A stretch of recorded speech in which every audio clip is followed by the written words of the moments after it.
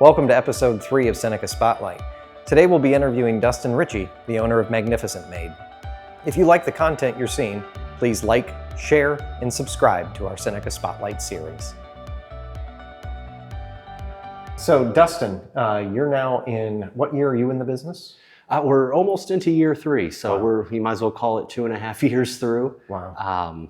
So yeah, it seems like it's been a lot longer. We've had just a crazy amount of things that have happened in that 2.5 year time period where it's mind-blowing. Yeah, your growth has been substantial, but we'll talk about that in a little bit. So tell us first about who Dustin Ritchie is, and let's learn about Dustin Ritchie before Magnificent Maid. Okay. Yeah. So I was Tiffin born and raised, walked these streets, bled on these streets, sweat on these streets. So, I'm North End kid and just grew up with, everything that I needed. My mom and my dad made sure I had, the things that I needed, in life to succeed, thankfully. So we weren't well off, but we were okay. So, but yeah, just living life and going from there and enjoying it. And and led me to medical. My dad had some health issues, kind of later on in my youth, we'll call it that. So, but interest me in medical. So I actually worked at Mercy for about 15 years. Worked at the old hospital to the new hospital, so I got to see both sides of that. I loved it. It was a lot of fun. It was very challenging, and I got to meet some incredible people. The people that I had met through Mercy just in those 15 years, I still hold dear to my heart to this day. They're just amazing, amazing people. And then from there, I needed a change. Just kind of dealing with that every day. I just kind of got burnt out. Medical is very fast-paced, especially a hospital atmosphere. Yes. You're always on. There's no downtime. You never know. Yeah. You may be on lunch, but who knows what's going to break loose. Absolutely. And the difference from when I started day one to my last day was a huge difference. The emergency room went from playing cards in the middle of the night to you got a full house in the middle of the night. So it was a drastic change in that time period, which was incredible. But and it was sick people. I'm not sure what the reasoning for that is, but just people just got really sick over that time period. So it was really wild, but I needed a change. So I ended up running a jerky shop in Findlay. Just as you go in, it was called Big Jerk. So, okay. So you were the Big Jerk. I was the Big Jerk. Yep. So I was able to run that and really learn how to manage a business, manage people. Because leading up to that, the gentleman that owned it, I told him, I don't really have a lot of experience in this. Yeah. I'm more interested in, helping on a different side of things. But he's like, nope, you're gonna run it. This is the shop. This is what we're gonna do. And so we did, and grew it really well from there. And it was very exciting. It was a lot of fun to watch the $5 first day of sales to $1,200, leading up to that. So I would have eaten all the profits. I love beef jerky, beef jerky, deer jerky, any of that. So I would have eaten all the profits. So I don't know how you avoided that. Yeah. It's incredible because when I had first gotten the position, I'm just like, I get all the jerky I want. This is fantastic. Chocolate and chips, all this stuff. I'm going to gain 1,000 pounds. It's going to be awesome. But it's really weird once you get like a year into it. You just look at the jerky and be like, oh, yep, there's Western jerky. That's my favorite. And then you sit there and it's like, I haven't had any of that in probably 3 weeks, and it's my favorite, but you don't eat any of it because it just kind of turns into that thing to where it's like, nah, I don't want any. Yeah, well, you always have it in front of you. It's not as exciting anymore. Right. That's why we like jerky, because you probably don't eat it all that often. So, Yep. If you eat cake and ice cream every day, you get sick of cake and ice cream. And probably if you eat a T-bone steak every day, eventually you're going to get sick of the same thing. Right. So, I get that. Yep. Now I walk through the lines at Walmart and it's like, oh man, $15 for a pound of jerky. Nah. Yeah. Wish I was still working at Big Jerk. So. Inflation. Right. Well, jerky's gone up. So. Yeah. So that was the background. And so you went from big jerk to starting Magnificent Maid, or was there anything in went between? from Big Jerk to Culligan in town here, Okay. Tiffin-Culligan. Then I actually went to Buckeye IT, did some sales for, was our guest for on Jake. episode 1, yeah. Jake So, Schaff. Yeah. great guy, great staff. He still has guys there, that I worked with as well. So they're awesome. Yeah. And then went back to Culligan and did management there, and kind of did the Fremont and Tiffin locations. I was kind of in charge of those as far as sales went. So, and then it got to a point to where, when I went back to Culligan the second time, Magnificent Maid was already a thing. But, I really just created it just to have this small little thing, for my mother to have something to do. And it blew up to where, so much to where my accountant was like, "What are you doing? You can leave that and just do this. Like, you can just focus on Magnificent Maid." And I'm like, "Really?" So that's how oblivious I was to it.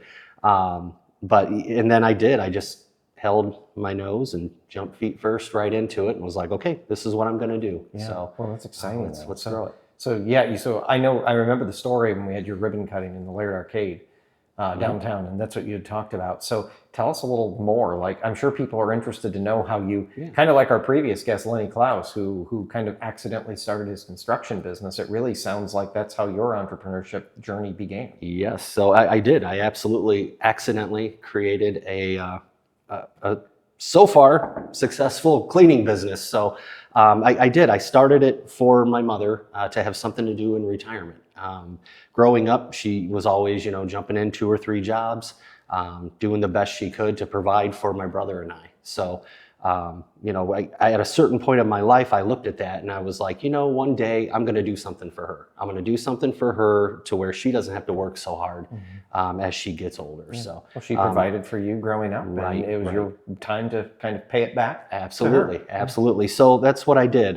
She was always amazing at cleaning, so I'm like, I'm going to start a cleaning business, because she already had a couple of side things she was doing. And I approached her and I said, "Hey, what would you think if I started this for you? Would you be okay with it?" And she's like, "Oh, well, yeah, but I don't know what you." I said, "I'll do everything." I said, "All you got to do is show up and do your thing. Clean great like you always do." And that's what she did, by golly. And it just snowballed from there. I would help her with a few of the places and do that, and just word of mouth. Small town, word of mouth got out very, very quickly. Almost to the point of where it was like, okay, we're taking these calls and we can't cover these times, and we don't have enough room, because I also was working my full-time job. Sure. So it was like, let's hire a couple of people. Let's hire somebody, and let's create some jobs for Seneca County. I think that would be really cool, turn it into that. Had my first hire. She was amazing. She just doubled exactly what Bev, my mother, was doing. So, and it just skyrocketed from there. Then it was like, okay, let's hire 2 more people. And then the phone calls kept coming and coming, to where we were growing, and we were at 4 or 5 people at that point. And then along came TSEP in the chamber, with you guys. Just came in, sat down, talked to, I think you actually had just taken over the reins from David. Might have been right around then. Yeah, I don't even think you had your pictures hanging on the wall yet in that office upstairs. They still aren't downstairs. Every weekend I say, I'm going to come in this weekend and do it. And then somebody says, "Can you come to this event? Can you do this?" I'm like, "I'll get those pictures hung next weekend." Maybe I need to just hire Magnificent Maid to hang my pictures. There you go. Yeah. Side business, Dustin. Yeah. Entrepreneurship. Collaboration. And we hang your pictures for you. Right. We can collaborate with Klaus.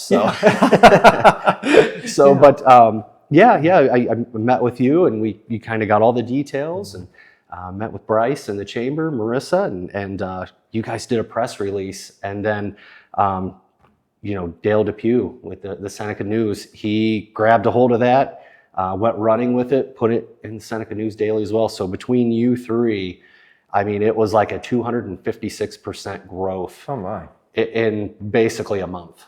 We're just glad that we can be a little piece of that, getting your story out and the information to people, because so 250% growth, you said, in like a month? Yeah. I had 3 to 4 meetings, walkthroughs with prospective clients that entire month of May. Okay. And my birthday is May 26th, and I don't remember May at all.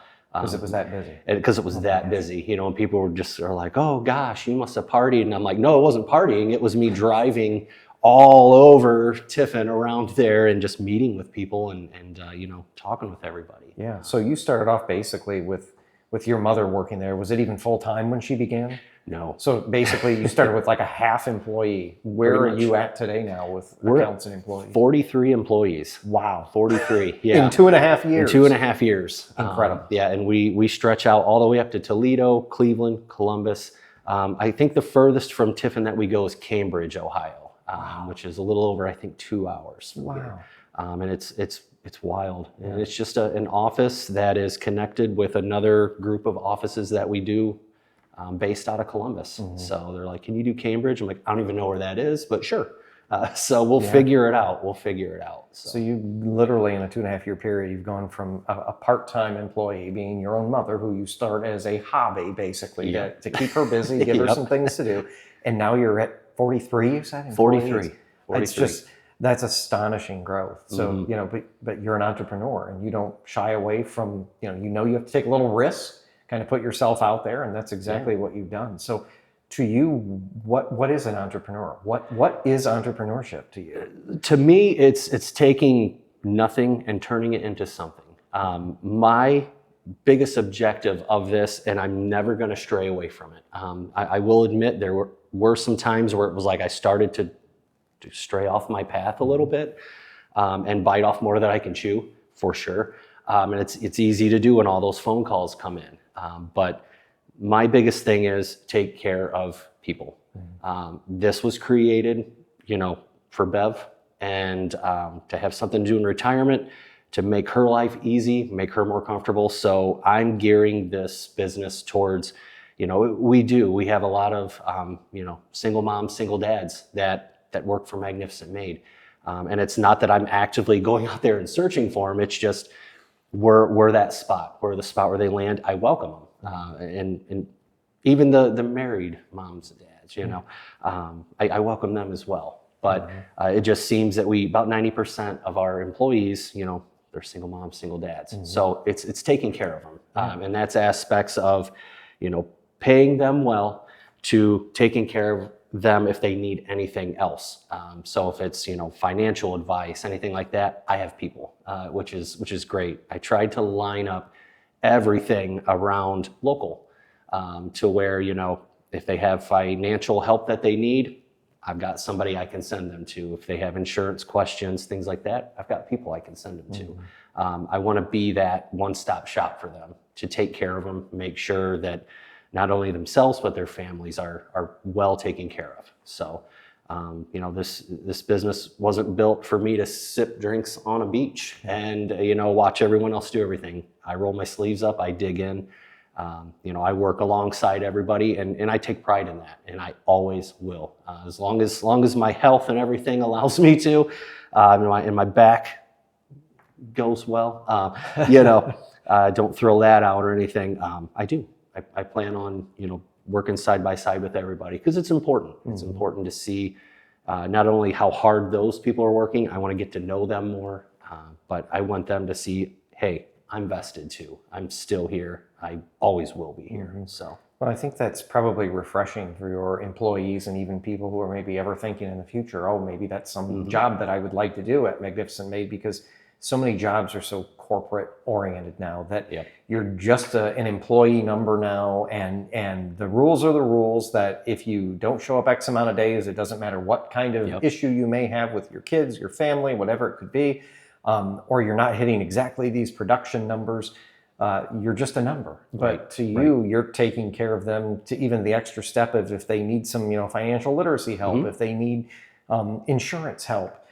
Because let's face it, people this day and age, people are struggling with inflation. Oh yeah. Interest rates are up so high, so people are being squeezed on their mortgages or their rent, or just even going out and getting groceries. Absolutely. So to have an employer that's really willing to work with them and not just treat them like you know, employee 1, 2, 3, 4, 5, and that you're actually a name, a face. And my assumption is you could name every one of your employees' names and tell us probably 10 things about each one of them very quickly.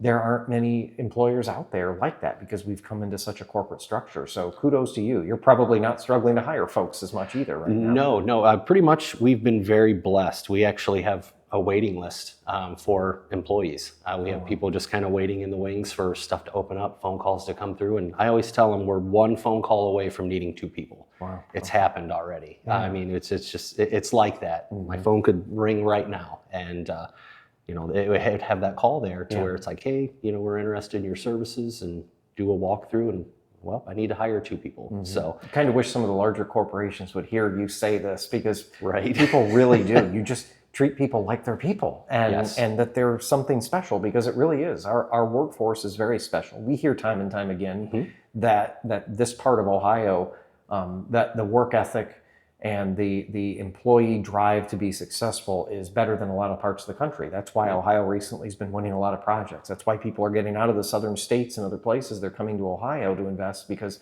our employees have such great work ethic. But I think it also goes hand in hand because they're learning from business owners like you, like Lenny Klaus, like Jake Schaff, that it's about taking care of people. That maybe the corporate structure is a little safer for job security, but you're not going to get that laser focus from your boss, where your boss may also be a boss, but is maybe not a friend is the right word, because there has to be that division there. Absolutely. But you're kind of like a big brother or a father figure or whatever that can be there to help them, that just come to Dustin and tell him, I need a little help with this, or I'm struggling with this. Can you give me some advice? And I think that's why we're so successful. Our small team at TSEP, we were really like a family, and it sounds like your business is like a growing family. It is, yeah, very much. I mean, I guess if you want to call them the growth, what that is, it's having kids. We're constantly having kids, so it's wild. It's really wild. I never expected it to get to this point. Like when we first hit like 20 employees, I'm like, whoa, what is going on? From the start of literally nothing. Yeah, and literally we went from 20 to like 35 employees like that. Just in a matter of 3 months, we did that because we picked up, the medical side of things and grew into that, to where then it was like, boom, explosion there for the medical side, mass hiring event. So, which that was an undertaking in itself. Going to Mansfield and Toledo, it's based out of those 2 regions. And I sat at the Panera Bread in Holland, up there by Toledo, and Mansfield's Panera Bread, and ate more cheddar broccoli soup than I ever care to eat ever again in my life. It's got vegetables in it. It can't be bad, right. It's good for you. Yeah, it's good for you. Yeah, just ignore the cream part. But, yeah, right.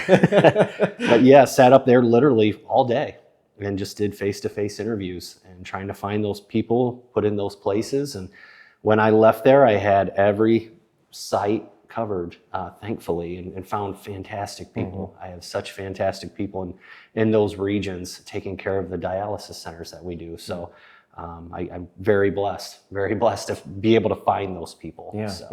So one of the things I hear a lot from our entrepreneurs here is one of the quickest ways to almost kill your business is growing too fast, too quick. Yes. So I know you kind of have a phased plan for growth. Do you want to talk a little bit about maybe what some of the future holds? Yeah. So our future, and we've hit that point of like, whoa, pull the reins back. We're growing way too fast. A lot of that is, the tax man, reaching out. Hey, you guys have about 15 more employees than what you thought you were going to have. Yeah, we do. So you got to pay for that. So what it is. That's part of it. You just got to be ready for that. But that quick growth, it's leading us towards, with the dialysis centers, the growth that they want to give us, which is basically about 300 plus dialysis centers in the state, which is crazy. That is a massive undertaking again in itself. So that's what, 1 or 2 employees per location, most likely? Yeah. Oh my gosh. So, and we're talking the bigger cities, those clinics are 2 stories. So that's 2 people cleaning at those locations 6 days a week. So that is just an explosion right there again, to the point of, we very well at some point hit that 5 or 6 year mark, and we're at about 350 employees. But you have a plan. And I have a plan. Important is that for folks that may be thinking about getting into entrepreneurship, how important that plan is, that you can't just because I think a lot of people think that, well, if the business is out there, we can take it. Yes. And that's what, trying to get through that. It has to be sustained and controllable growth. Yep. Because you could turn around and say, this is great. And then you realize that you added 200 employees that year and you've got to still pay taxes on all that. And there's a lot that can change. So growth is great, but it has to be a sustainable, controlled growth that you have a plan for. And you do, which is what we're glad to hear. Right. Yeah. And that plan, it involves sectioning off the state of Ohio, into 4 quadrants. At some point, it's going to look like a pizza. You're just cutting it into triangles, and we like our pizza in Tiffin. We love our pizza in Tiffin. You got to refer to everything pizza-wise. Yep. We don't get it. So, but yeah, it's sectioning all that off and having regional managers in each one of those sections, and it just grows and grows and grows from there. And that's another thing I do when I do interviews with people. It's, can this person be a manager down the road? Where do I see them? I always want them to climb a ladder, whether it's with us or someone else. Because we can be, and I get it. I understand that we can be a lily pad business. Someone comes and, makes a good wage, takes care of their kiddos while they go to school, and they're done with school and off they go. We've had a couple so far, and I welcome it. I love it. I go to their graduation party, and it's fun. It's fun to see that. Hate to see them go, because clearly they're a great employee, but I welcome that. I love seeing that, because I love seeing people grow in life. Going from here and ending up here. I love it. I absolutely love it. Well, we as humans should be rooting for everyone to succeed, and too often I think you see that where folks they're just wanting people to fail or come up with any reason why. Well, that growth is bad for this reason, or it's to me it's incredible, because I want everybody to succeed. Even the people who are some of the most negative people out there, I still want them to be successful, because whether it's your business, someone else's business, someone else even in Seneca County just with their private career, it's great seeing their growth, because their growth can only benefit us overall here in Tiffin and Seneca County. And just like with you, your business growing, I don't think anyone quite realizes, maybe other than you and your staff and your immediate family, just how large you've grown this business in less than 3 years. It's very incredible, and I think you should be commended for it. That's why we wanted to have you on today, because you've got a really neat story, and we're trying to start our first few episodes off with folks that maybe a little more surprising. Everybody knows Lenny on our last episode, but I even learned about Lenny with his dairy farm. So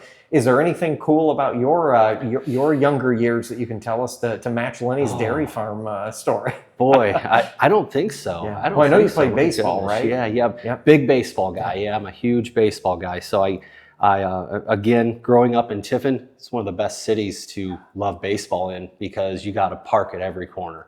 And you've got knowledgeable people around every corner to give you advice and help you with this. And I've had fantastic coaches, and not only that, I also coach baseball, high school baseball as well. So I've gotten to coach at Calvert in town here in Columbian, and just fantastic mentors to learn from, Kurt Malott, and it's just incredible. And what was really neat being able to coach with Kurt was I also played for Kurt in his official first season as a varsity baseball coach. And it was really neat to win a NOL at the time championship, under him as a player, and then also be able to coach side by side with him. It was just really cool to experience that. Really neat. But just big in baseball, great city for it. I was fortunate enough to jump in. We talked a little bit before about the Tiffin Saints. So I was able to jump into that. It was an experience, we'll call it that. A different experience. It sure was. It was really cool to see all those different people coming from different parts of the world, really. Well, I have to think the skills coaching and playing baseball, or any sport in general, really translate to entrepreneurship and owning your own business. Why don't you talk about some of those skills that really go hand in hand together? How is it similar? So managing, you've got a player that's injured. You got to figure out how you're going to replace them with the best replacement. Your starter goes down that Your night starter, with an yep. elbow injury. You've got to find someone to come in. Same with cleaning. Same with probably cleaning. Same injury. That's right, elbow injury. So yeah, if I got my starting cleaner for one of the banks that we do, and she's out with an elbow injury, I have to figure out who has cleaned there before. We need that experience in there because it's the types of businesses you're cleaning. You're cleaning banks who have obviously very much privacy issues, but also medical facilities with HIPAA. So it's not probably as simple, just like with baseball. You can't take somebody who's played outfield every play of the season and all of a sudden put him or her on the mound and expect them to be able to locate anything near home plate. And you've got the same situation with cleaning. You've got people who maybe have only signed HIPAA, but they have not signed some of the bank privacy forms or vice versa. And so you're literally playing manager, very neat. Didn't think about it that way until we just started talking. And I really haven't either. It's like you got a residential cleaner, you got a commercial cleaner, and I can't really take a residential person, throw them into this commercial thing. There you go. Have fun. But yet everybody needs, just like the baseball game, you want to win the game. This case, you have to keep the client happy. Because it's your luck that poor employee's injured or sick right when the bank has a big open house coming up, or there's a birthday party at the private residence coming up, and they don't care how it gets done. They just want it cleaned in tip-top shape. So maybe we'll see you next time. You'll have baseball uniforms for your entire for your cleaning company. Go from polos to baseball uniforms. That's a really good idea. Well, you've already got the Litter League that you're helping. Why don't you talk a little bit about your involvement with downtown in the Litter League? So couldn't have played that any better. That played right in. We don't even have scripts in front of us. So, fortunate enough to be an ambassador for the chamber, and kind of with that, I met a couple of people who were involved with the downtown litter cleanup. So it was something to where it popped in my head, and I think it'd be really cool because I know Toledo does like a baseball themed litter cleanup. So I'm like, that would be really cool to have in Tiffin. Tiffin's a baseball city. They love their sports. Why not? And we can get a lot more involvement, I think, if we make it a game, make it fun. So wrote everything up, spent a few months like perfecting everything, typing it all out, making it look pretty. And then I presented it to the downtown design committee. And from there, they're like, hey, if you can be a part of it, that'd be great. And I'm like, I absolutely want to be a part of it. This is kind of my baby. So the idea was kind of pulled from Toledo, but a lot of the meat and potatoes of it was just things that I threw in there, like, this is what we're going to do here. And so that's, we kind of started that, kicked it off last year. It went really well. We had over 1,000 pounds of trash collected and leaves. We did leaf bags at the end of the year. I think we had almost 100 leaf bags that was collected. That's what happens when you're Tree City, USA, like we are here in Tiffin for 40 plus years. You're going to have lots of leaves because of being Tree City, USA, and we sure do. But it's beautiful in the fall. But that Litter League's really taken off. It was a great competition last year. Do you have any idea of where? I'll put you on the spot. Do you know where the scores are? Are people close right now, or is one team running away with it?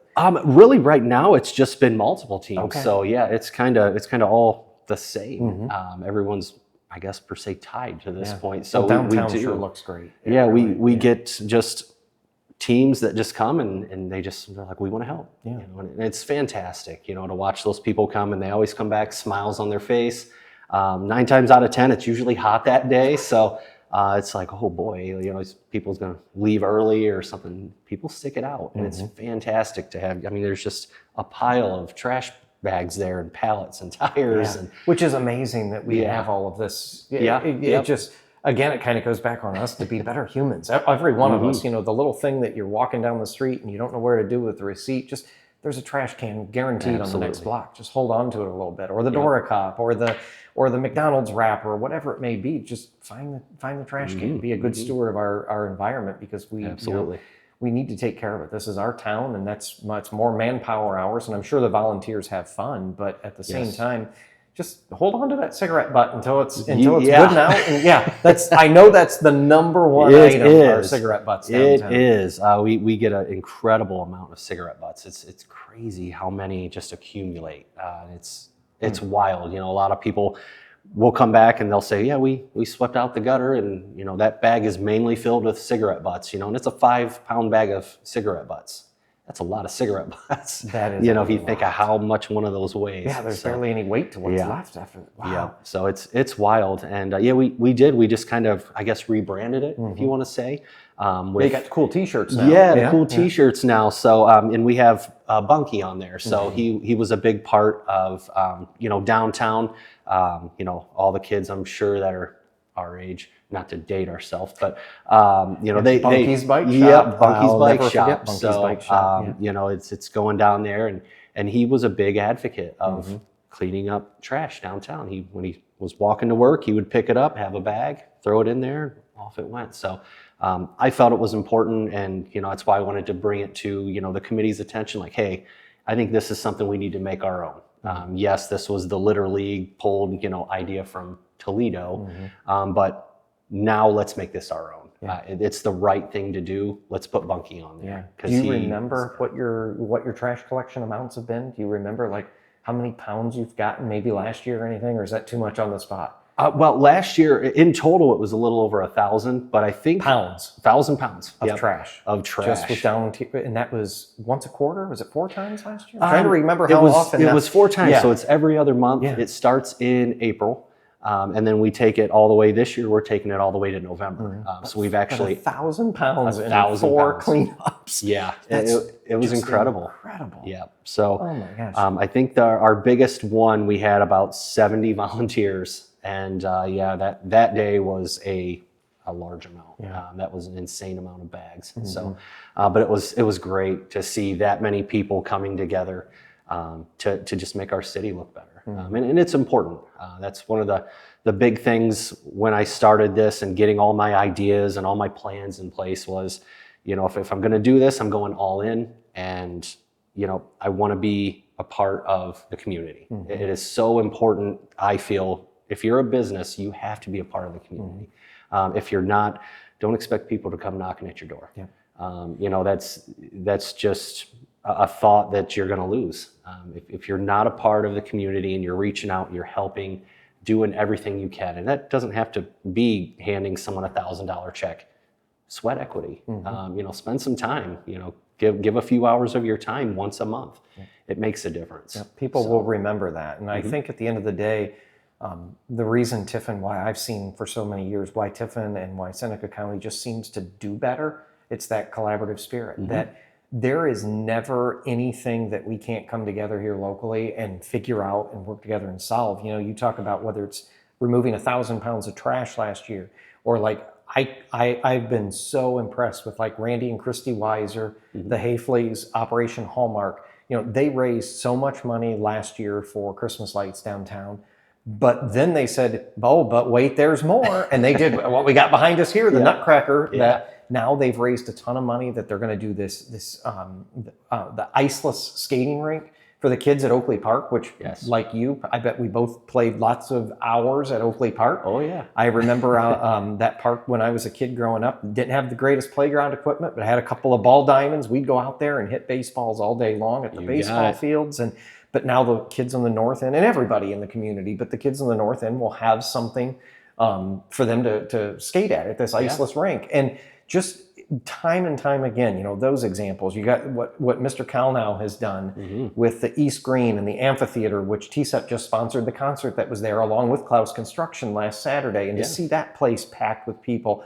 And it's just time and time again when there is either a problem or a lack of something in this community, people come together, whether it's business owners, whether it's private citizens, usually a combination of the two, and everybody comes together and just figures out a way to solve it or to make it happen. And that's, to me, why Tiffin is so darn incredible. Absolutely. Yeah. Absolutely. The people here are like no other.